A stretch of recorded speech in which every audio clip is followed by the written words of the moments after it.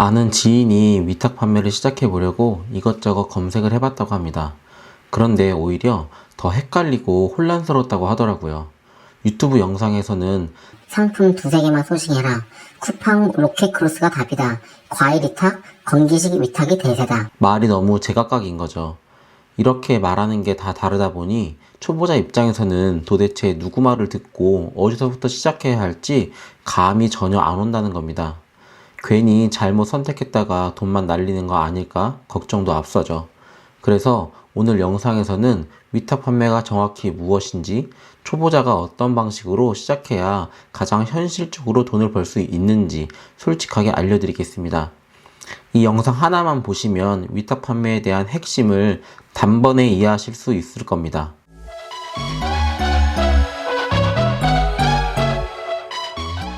제가 오늘 말씀드릴 결론은 아주 간단합니다. 왕초보라면 무조건 위탁 판매로 시작하셔야 합니다. 왜일까요? 초보자가 가장 두려워하는 건 바로 금전적인 손해이기 때문입니다.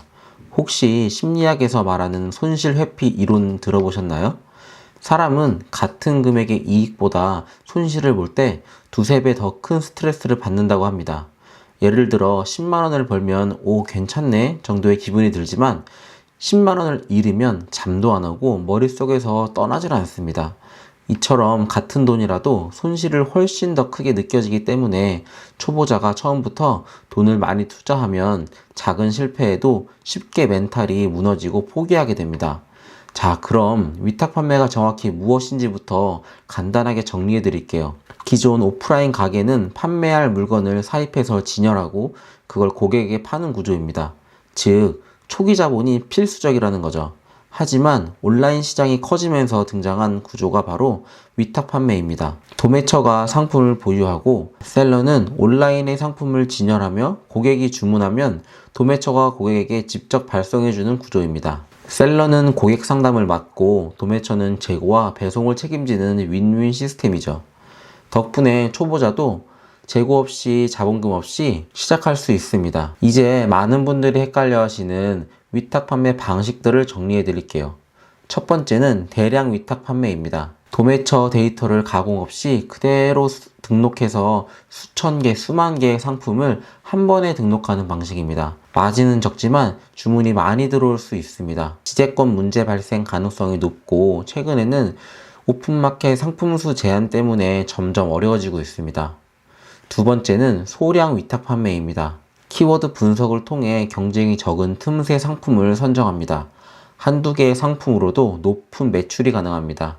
하지만 상세 페이지 제작, 마케팅, 광고까지 모두 해야 되기 때문에 초보자들에게는 너무나 어렵습니다. 세 번째는 특정 분야 위탁 판매입니다. 건강기능식품, 과일, 해외 구매 대행 등 특정 시장에 특화된 방식입니다.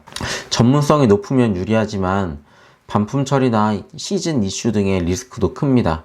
네 번째는 재가공 대량 위탁 판매입니다. 첫 번째 대량 위탁 판매에 가공을 더한 방식입니다. 상품명을 수정하거나 대표 이미지를 바꾸는 식으로 차별된 상품을 만듭니다. 지재권 문제를 피할 수 있고 마진도 높일 수 있습니다. 물론 가공에 시간과 노력이 들어가지만 바로 그게 장점입니다. 다들 안 하려고 하니까 경쟁력을 높일 수가 있습니다. 이런 반론이 있을 수 있습니다. 위탁 판매는 마진 자체가 너무 적지 않나요? 차라리 사입해서 더 남기는 게 낫지 않을까요? 저도 사실 그렇게 생각해서 사입을 했다가 300만 원이라는 돈을 손해본 적이 있습니다. 많은 돈을 들여서 사입했는데 안 팔리게 되면 정말 답답하고 정말 답이 없습니다. 초보자는 감당하기 어려운 리스크죠. 그럼 나는 어떤 방식으로 해야 하지? 라는 고민이 되실 겁니다. 제가 8년간 위탁 판매를 하면서 잘 되는 분들의 공통점을 옆에서 지켜보았습니다. 첫째는 유행을 쫓지 않았습니다. 프랜차이즈 시장만 봐도 그렇습니다. 대만 카스테라, 탕후루, 요아정, 한때는 전국적으로 인기를 끌었지만 지금은 금세 사라졌습니다. 위탁 판매도 유행을 타는 방식이 있습니다.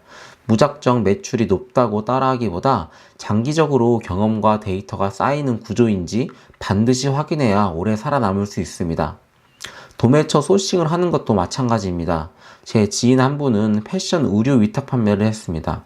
정말 열심히 해서 무려 3,000개 이상의 상품을 가공했지만 다음 시즌이 되자 디자인이 전부 바뀌어 버렸습니다. 결국 몇 달간의 노력이 한순간에 물거품이 된 거죠. 단발성 상품이 아니라 가공한 제품이 늘어나면 늘어날수록 나만의 상품 또한 늘어나야 자연스럽게 매출 또한 상승합니다.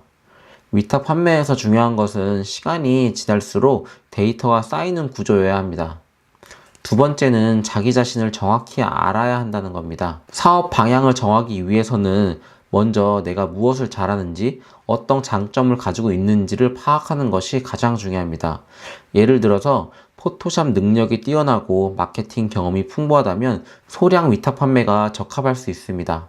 만약 자본을 넉넉하게 투입할 수 있다면 단가가 높고 재고를 보관하며 운영하는 방식의 사업도 가능합니다. 또 특정 분야에 대한 전문 지식과 경험이 있다면 과일 위탁이나 건강기능식품의 판매 같은 전문 카테고리에서도 경쟁력을 가질 수 있습니다. 반대로 특별한 전문 지식은 없지만 성실함과 열정, 끈기를 갖춘 분이라면 재가공 대량 위탁 판매가 최적의 선택일 수 있습니다. 결국 내가 잘할 수 있는 영역을 정확히 파악해야만 사업의 방향이 뚜렷해지고 그에 맞는 전략을 세울 수 있습니다. 그렇다면 위탁 판매 8년 차인 제가 초보자들에게 가장 추천해드리는 방식은 무엇일까요? 바로 재가공 대량 위탁 판매입니다. 전문 지식이 없어도 가능하고 마케팅 이론을 몰라도 괜찮습니다. 시간과 열정만 있으면 할 수 있습니다. 대표 이미지, 상품명만 잘 가공해도 차별화된 상품을 만들 수 있습니다. 그리고 광고 없이도 판매가 가능하기 때문에 마진도 높고 리스크도 낮습니다. 저 역시 이 방식으로 8년 동안 사업을 지속할 수 있었습니다. 유행을 따라갔다면 진작에 그만뒀을지 모릅니다. 재가공 대량 위탁 판매는 시간이 지날수록 자산이 점점 쌓이는 구조라 오래 버티고 안정적으로 성장할 수 있습니다. 재고 걱정 없이 초보자의 무기인 시간과 열정을 살릴 수 있는 구조, 그게 바로 재가공 대량 위탁 판매입니다. 혹시 이 방식이 궁금하시다면 구독 버튼 눌러주시고요. 고정 댓글의 링크도 꼭 확인해주세요. 왕초보를 위한 강의도 준비 중이니까요. 많은 기대 부탁드립니다. 오늘 영상도 시청해주셔서 감사합니다.